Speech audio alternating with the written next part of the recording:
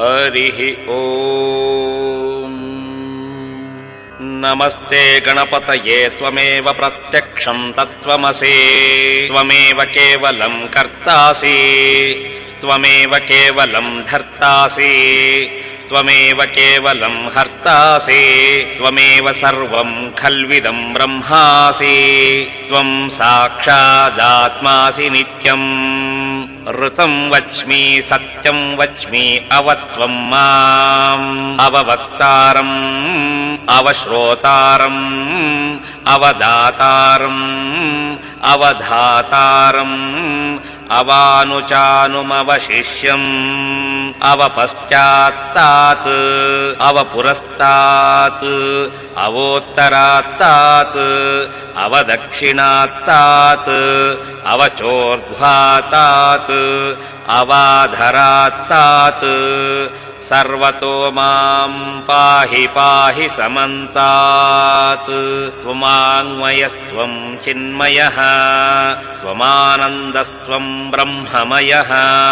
त्वं सच्चिदानन्दाद्वितीयोऽसि त्वं प्रत्यक्षं ब्रह्मासि त्वं ज्ञानमयो विज्ञानमयोऽसि सर्वं जगदिदं त्वत्तो जायते सर्वं जगदिदं त्वत्तस्तिष्ठति सर्वं जगदिदं त्वयि लयमेष्यति सर्वं जगदिदं त्वयि प्रत्येति त्वं भूमिरापो अनलो अनिलो नभः त्वं चत्वारि वाक्पदानि त्वं गुणत्रयातीतः त्वं देहत्रयातीतः त्वं कालत्रयातीतः त्वं मूलाधारस्थितोऽसि नित्यम् त्वं शक्तित्रयात्मकः त्वामयोगिनो ध्यायन्ति नित्यम् त्वं ब्रह्मा त्वं विष्णुस्त्वं रुद्रस्त्वं इन्द्रस्त्वं अग्निस्त्वं वायुस्त्वं सूर्यस्त्वं चन्द्रमास्त्वं ब्रह्मभूर्भुवः सुवरोम् गणादीं पूर्वमुच्चार्यां वर्णादीं तदनन्तरम् अनुस्वारः परतरः अर्धेन्दुलसितम् तारेण रुद्धम् एतत्तव मनस्वरूपम् गकारः पूर्वरूपम् अकारो मध्यमरूपम् अनुस्वारश्चान्त्यरूपम् बिन्दुरुत्तररूपम् नाधः सन्धानम् संहितान्धिः सैया गणेष्ट्याकर्षिः निरद्गायति छन्दः गणपतिर्वता ॐ गङ्गपतये नमः एकदन्ताय विद्महे वक्रतुण्डाय धीमहि तन्नो दन्तिः प्रचोदयात् एकदन्तं चतुरहस्तं पाशमं कुशधारिणं रदं च वरदं हस्तैर्बिभ्राणं मूषकध्वजम् रक्तं लम्बोदरं शूर्प कर्णकं रक्तवाससं रक्तगन्धानुलिप्ताङ्गं रक्तपुष्पैः सुपूजितं भक्तानुकम्पिनं देवं जगत्कारणमच्युतम् आविर्भूतं च सृष्ट्याद्यौ प्रकृते पुरुषात् परम् एवं ध्यायति यो नित्यम्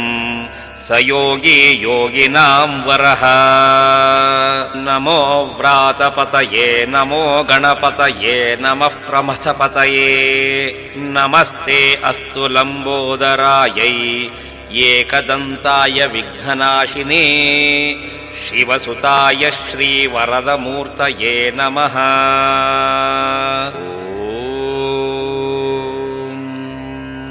वशीरशं योधीते स ब्रह्म भूयाय कल्पते स सर्वतः सुखमेधते सर्वविघ्नैर्न बाध्यते स पञ्चमहापापात् प्रमुच्यते स सायमधीयानो दिवसकृतम् पापं नाशयति प्रार्तरधीयानो रात्रिकृतं पापं नाशयति सायं प्रातः प्रयुञ्जानो पापो अपापो भवति सर्वत्राधीयानो अपविघ्नो भवति धर्मार्थकाममोक्षं च विन्दति इदमथर्वशीर्षमशिष्याय न देयन् यो यदि मोहाद् दास्यति स पापीयान् भवति सहस्रावर्तनात् ययं काममधीते तन्तमनेन साधयेत् अनेन गणपतिमभिषिञ्चति स वाग्मी भवति चतुर्थ्या मनः जपति स विद्यावान् भवति इत्यथर्वणवाक्यम् ब्रह्माद्याचरणं विद्यात् न बिभेति कदाचनेति यो दूर्वान् कुरैर्यजति स वैश्रवणोपमो भवति यो लार्जैर्यजति स यशोवान् भवति स मेधावान् भवति यो मोदकसहस्रेण यजति स वाञ्छितफलमवाप्नोति यस्साजत्समिद्भिरयजति स सर्वं लभते स सर्वं लभते अष्टौ ब्राह्मणान् सम्यग्राहयित्वा सूर्यवर्चस्वी भवति सूर्यग्रहे महानद्यां प्रतिमां सन्निधौ वा जप्त्वा सिद्धमन्त्रो भवति महाविघ्नात् प्रमुच्यते महादोषात् प्रमुच्यते महापापात् प्रमुच्यते स सर्वविद्भवति स सर्वविद्भवति य एवं वेद इत्युपनिषत् ॐ सहनाववतु सहनौ भुनक्तु सह वीर्यङ्करवावहै तेजस्विनावधीतमस्तु मा विद्विषावहै